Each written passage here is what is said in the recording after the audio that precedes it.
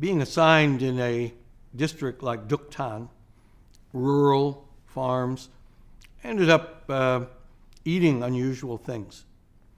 There'd be eel to have, then field rat.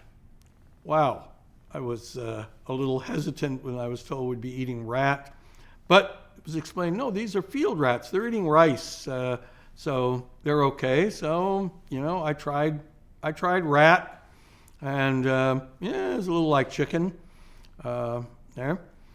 And then I had other experiences. So one night, Lieutenant Yun, who was the chief representative of the district chief, Major Diem, Lieutenant Yun comes over and whispers to me and said, the district chief has a secret mission.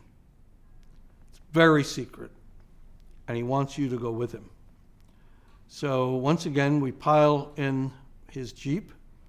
We go down the road at night, and I notice he has much less security than usual. Just a few of his most trusted bodyguards, Lieutenant Yun and me, and we head down to a village on the river.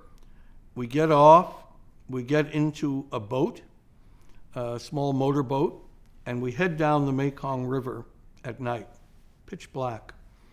And we go down past several villages to one of the most remote villages. We turn into a canal, and we start going up the canal. And basically, the farther you went up canals inland, the less secure it was, and the fewer people.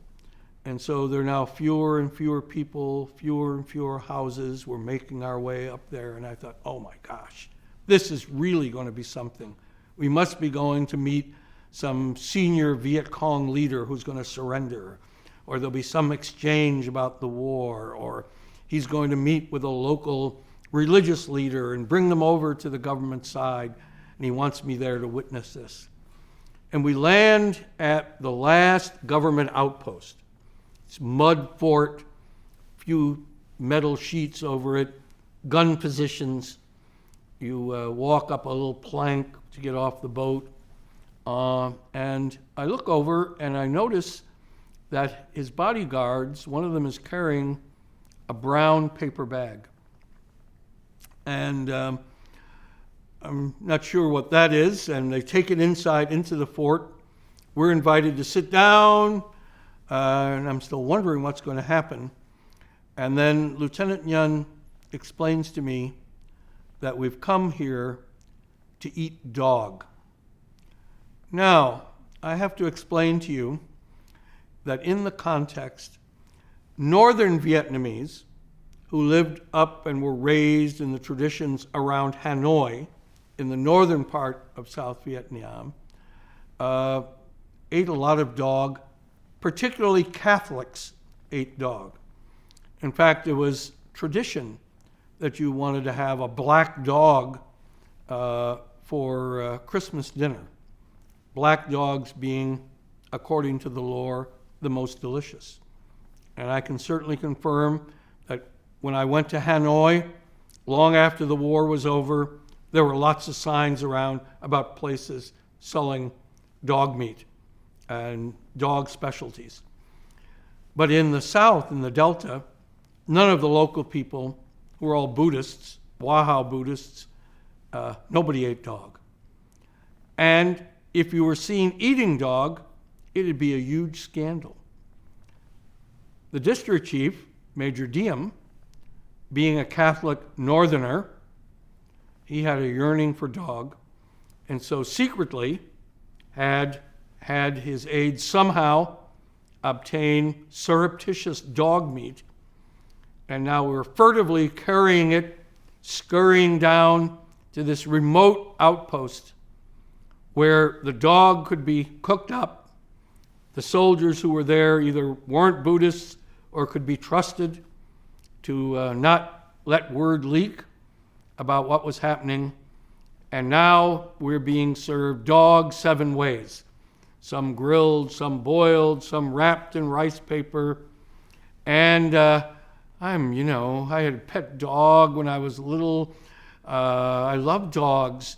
And, what am I going to do? But, you can't be cowardly or appear that could destroy your whole relationship with the man you're supposed to advise. So I took my first bite, and it's sort of like beef, a little sweeter. And then, we're drinking beer and we're talking in Vietnamese and making jokes. And I guess as long as I wasn't speaking English, it was a little easier to do. And you make jokes like, oh, where'd you get this dog? Was it killed in the road? It seems tough. And talking about traditions and Christmas dog in Hanoi and back in the good old days. And we slept there that night, and that was my secret mission, going off to this remote village. But now, with the district chief, I knew his secret.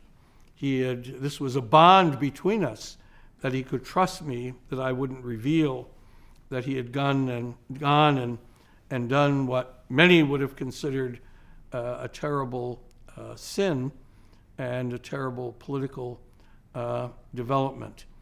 So another sort of unanticipated experience. It wasn't the eating hors d'oeuvres in Paris or canapes at receptions in London. My diplomatic experience was eating dog in the remote parts of the Phong Canal in Sadek province along the Mekong River.